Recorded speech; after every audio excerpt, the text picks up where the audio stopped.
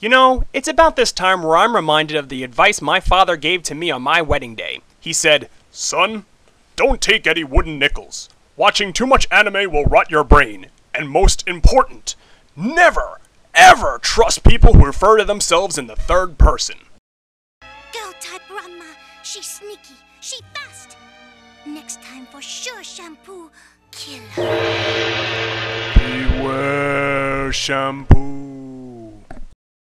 The ring is destroyed! Don't look at Azusa! Beware, Azusa Shiratori. And beware.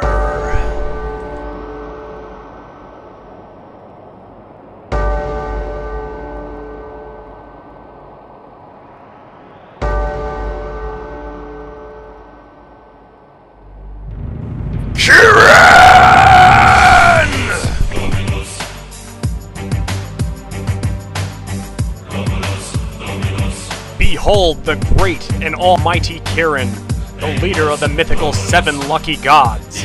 Be he mortal or divine, one cannot truly be sure, but there is no questioning the frightening amount of power he has.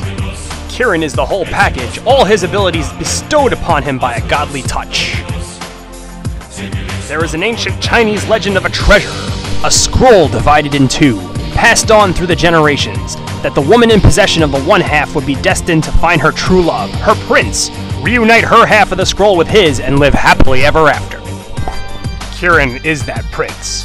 So great is he that, like the gods of Mount Olympus, he lives among the mortal plane in a floating vessel hidden by the clouds. Truly superior his power, Kirin can reduce his enemies to puddles of waste armed with perhaps the most questionable of weapons, his chopsticks. They are his weapon of choice, never are they not by his side. He can easily parry an opponent's blows by catching them with the chopsticks, seemingly at the speed of light. So swift is Kirin that often you don't see him move, almost like he has an impenetrable force shield around him at all times. Now, should Kirin cross paths with a persistent opponent like, say, Ranma Saotome, his ace in the hole is the attack of 100 pinching chopsticks, in which limitless laser projectiles emanate from Kirin's impossibly nimble fingertips. In order to face Kirin in combat, one must prove himself worthy by defeating each of the 7 lucky gods at their respective temples. Behold the pike-wielding Bisha Montan, god of warriors! Kirin's twin indentured servants, Daikokusei and Daikakusei, the masters of the giant Goten. Behold Wu, the unstoppable force and immovable object. Beware the dreaded Mon Lone, the sexy siren with a lethal lute.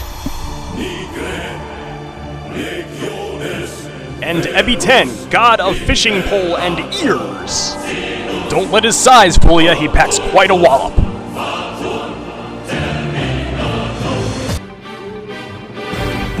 Then, and only then, will an opponent be privileged enough to enter Kirin's towering citadel, to stand toe-to-toe with the benevolent ruler of the 7 lucky gods, to marvel at his power for that split second before imminent death. Ranma Saotome, foolish yet brave, calls Kirin his enemy and rises to the challenge. Their epic final battle will be one for the ages. This is no Tatewaki Kuno or Ryoga Hibiki. Ranma will have to use every tool in his arsenal and be as cunning as ever to trade blows with this particular foe. But how? How will he ever be able to break through Kirin's impossible defenses? And more importantly, is Ranma strong enough to defeat a god?